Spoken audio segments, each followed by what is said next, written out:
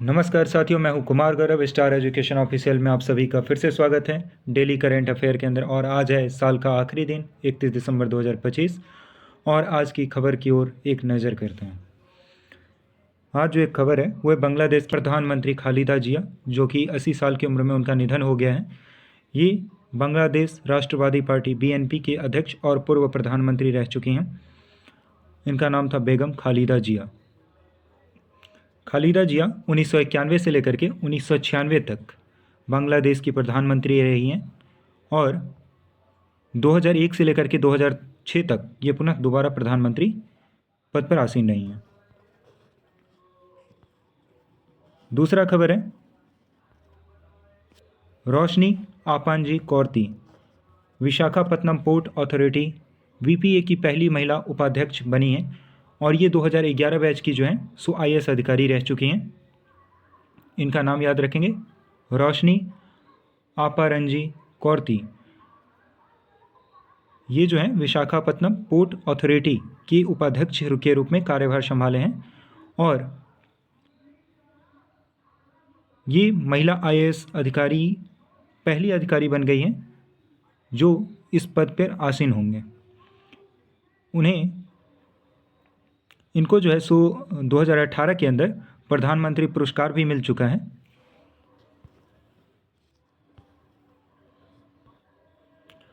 Next news है professor थैलमा को Coorg person of the year 2025 के लिए चुना गया है।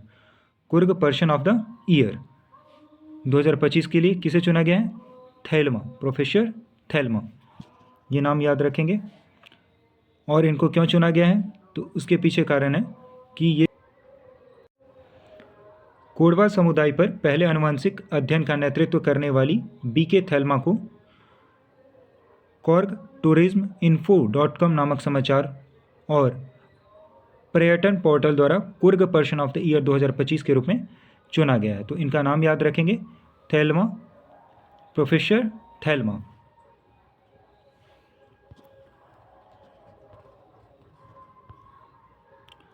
नेक्स्ट न्यूज़ जो है वो है ट्रंप को फाइनली शांति पुरस्कार एक देश ने रिकॉग्नाइज करा है, वो है इजराइल।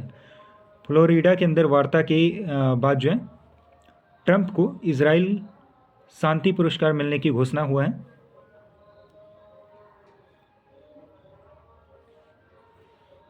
और ये जो पुरस्कार है वो इजराइल देश का जो सर्वोच्च नागरिक और सांस्कृतिक सम्मान माना जाता है।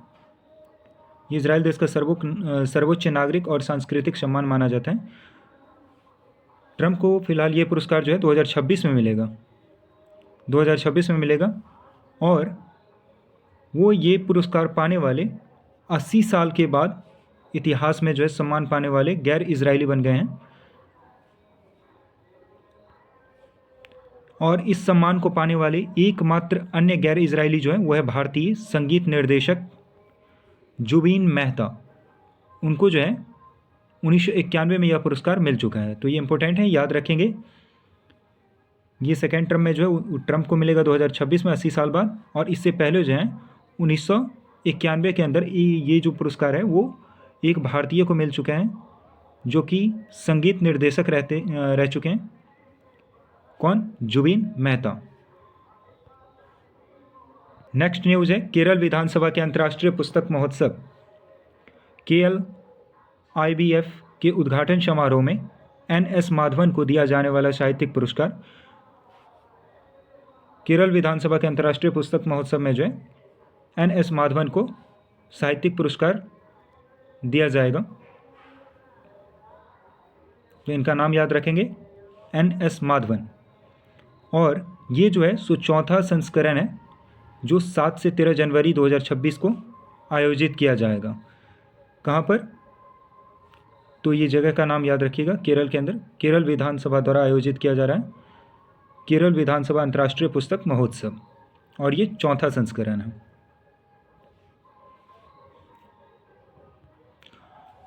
उद्घाटन समारोह में लेखक NS माधवन की साहित्य में उनके योगदान के लिए जो है केरल विधानसभा पुरस्कार प्रदान किया जाएगा।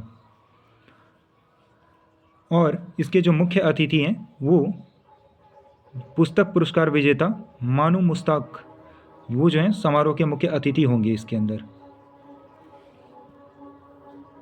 नेक्स्ट न्यूज जो है वो है भारतीय नौसेना का नौका कौंडिन्य जो है, ये कौंडिन्य समुद्री सफर पर ओमान के लिए रवाना हुआ है, उससे रिलेटेड है।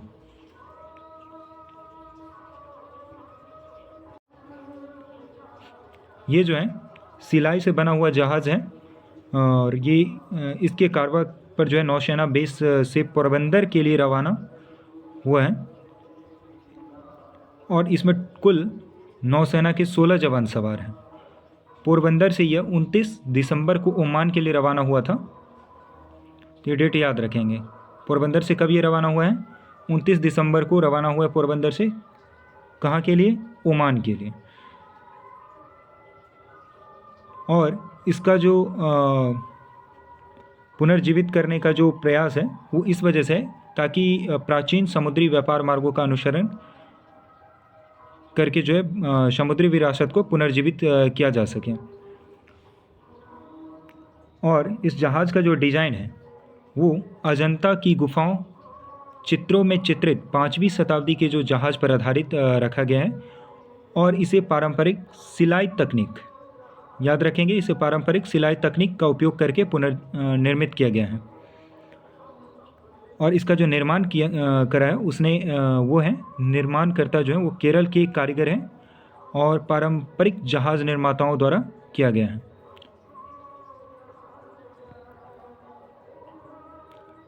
ये जहाज़ का फिगर है कौंडिन्य। ये त्रिपक्षीय समझौता के तहत कार्यान्वित परियोजना है। इसमें भारतीय नौसेना, सांस्कृतिक मंत्रालय और होडी इनोवेशंस प्राइवेट लिमिटेड गोवा भी इसके अंदर इंक्लूड है। और इसके ऊपर देखा जाए तो 2 सिर वाले बाज और कदम्बा डायनेस्टी जो है यानी कदम्बा राजवंश जो है उसका भी प्रतीक चिन्ह लगा हुआ है। और इसके ऊपर सूर्य के चित्र भी अंकित देखने को मिलते हैं। और इसके ऊपर जो धनुष है उस पर सिंह याली की नक्काशी की गई है। डेक पर प्रतीकात्मक रूप से हड़प्पा शैली का पत्थर का लंगर रखा गया है। लंगर के लिए जो हड़प्पा संस्कृति का पत्थर रखा गया है और इसका नाम प्रसिद्ध भारतीय नाविक कौंडिन्य के नाम पर रखा गया है, तो ये याद रखेंगे। नेक्स्ट न्यूज़ है डीआरडीओ ने 120 किलोमीटर की मारक क्षमता वाले पिनाका रॉकेट का जो है वो सफल परीक्षण करा है। ये मल्टी रॉकेट लॉन्चर होते हैं, यानी एक बार में जिसके अंदर गाड़ी के अंदर से वो जो लॉन्च किया जाता फायर, एक बार में कई रॉकेट उसके अंदर लगे होते हैं, ये वो चीज़ है। और इसकी जो मारक क्षमता होगा वो होगा 120 किलोमीटर तक का।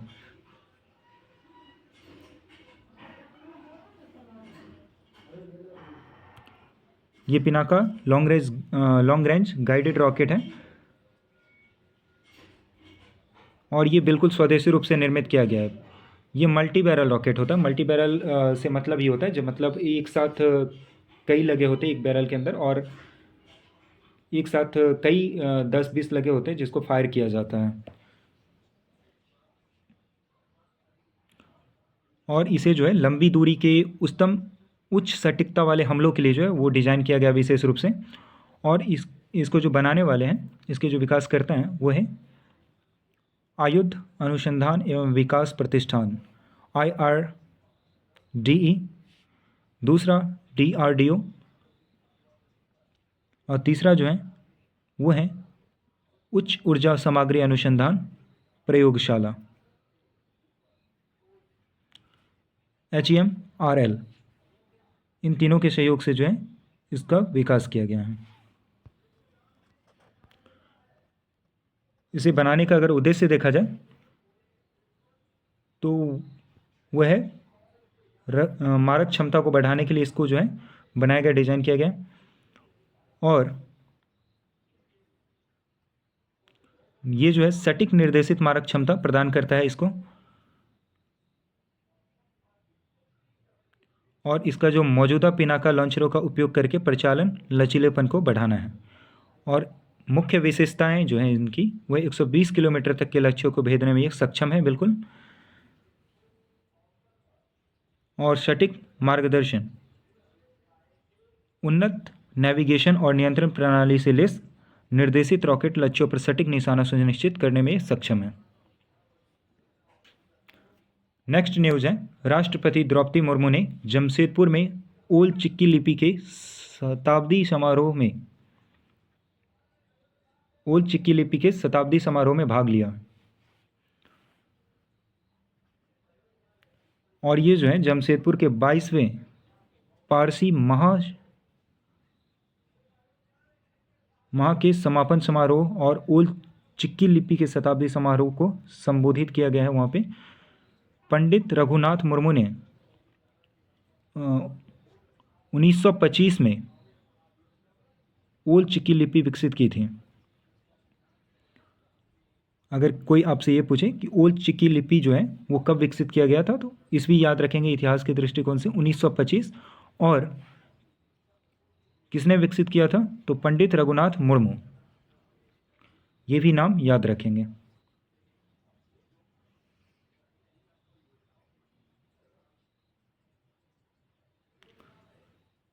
राष्ट्रपति मुर्मू जी ने कहा कि उन्होंने हाल ही में ओल चिक्की लिपि में अनुवादित भारत के संविधान का संथाली में विमोचन किया है।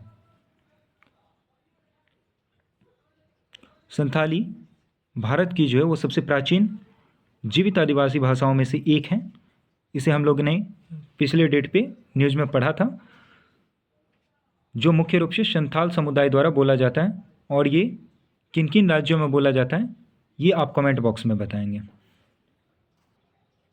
इसकी उत्पत्ति जो है यह ऑस्ट्रो एशियाई भाषा परिवार की मुंडा शाखा से संबंधित है।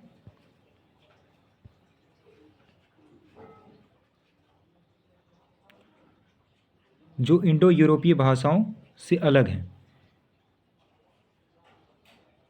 मौखिक साहित्य, गीतों, लोक कथाओं और अनुष्ठानों के माध्यम से ये प्रसारित होता है। और इसे जो है 1925 में पंडित रघुनाथ मुर्मू द्वारा जो है वो विकसित किया गया था। वर्तमान स्थिति अगर देखें इसका, तो 2003 के 92वें संविधान संशोधन अधिनियम के माध्यम से इसे 8वें अनुसूची के अंदर जो है शामिल किया गया था। और लगभग 70 लाख लोग इसे बोलते हैं। और ये जो है मुख्य रूप से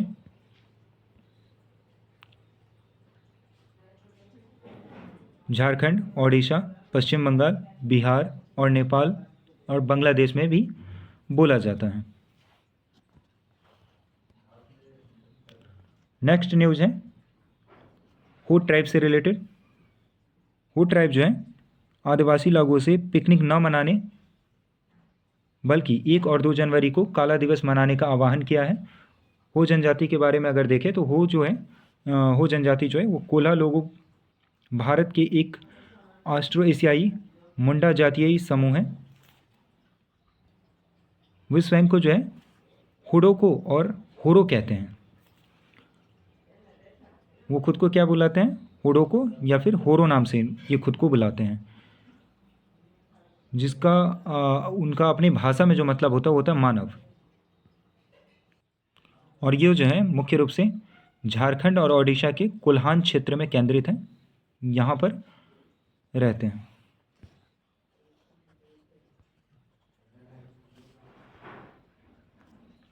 नेक्स्ट न्यूज जो है वो है अमित शाह ने श्रीमंत शंकर देव के 227 करोड़ रुपए की लागत से पुनर्निर्मित जन्म स्थान का उद्घाटन किया है। असम के नामगांव जिले में। कहाँ पर ये है स्थित, तो असम के नामगांव जिले में वैष्णव संत रह चुके श्रीमंत शंकर देव के जन्म स्थान बातद्राव थाना को 227 करोड़ रुपए की लागत से पुनर्निर्मित भवन का उद्घाटन किया है यहाँ पर।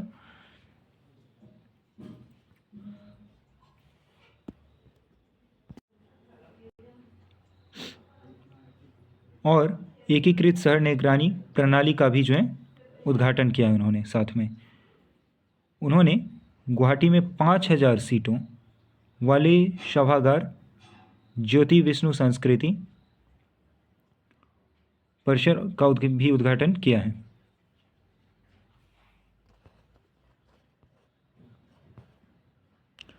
श्रीमंत शंकरदेव के बारे में थोड़ा जानते हैं।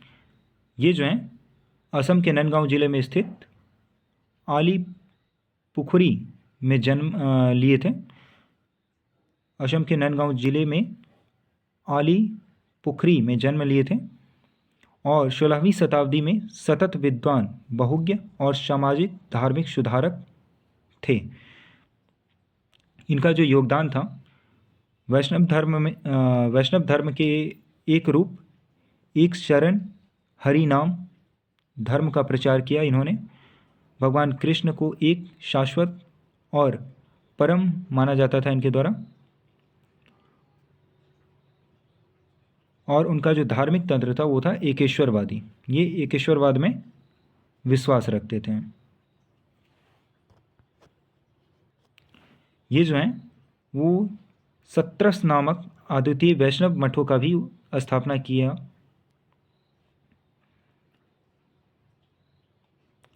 और इनको जो है सृजन के लिए जाने जाते थे, संगीत के नए रूप में,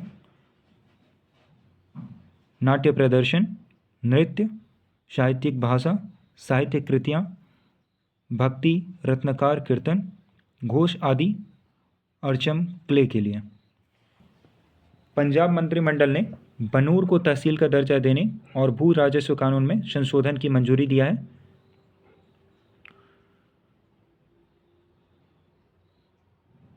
सोमवार को साहिबजादा अजीत सिंह नगर जिले में बनूर उप तहसील को जो है तहसील का दर्जा देने और होशियारपुर में हरियाणा का एक नई उप तहसील के रूप में गठित करने की मंजूरी दी गई है इनके द्वारा। साथियों, डेली करंट अफेयर के महत्वपूर्ण क्वेश्चन यहाँ से हर रोज़ लिया जाता है। अगर आप चैनल पर नए हैं तो चैनल को सब्सक्राइब कर लीजिए और अपने साथियों के साथ भी साझा कर लीजिए जो पढ़ने वाले हैं और कॉम्पिटिटिव एग्ज़ाम की तैयारी कर रहे हैं। ऐसे साथियों के साथ साझा कर लें और अगर पहले से हैं तो लाइक कर दीजिएगा, चैनल पे आए हैं तो। आज के लिए इतना ही, धन्यवाद। मिलते हैं कल फिर।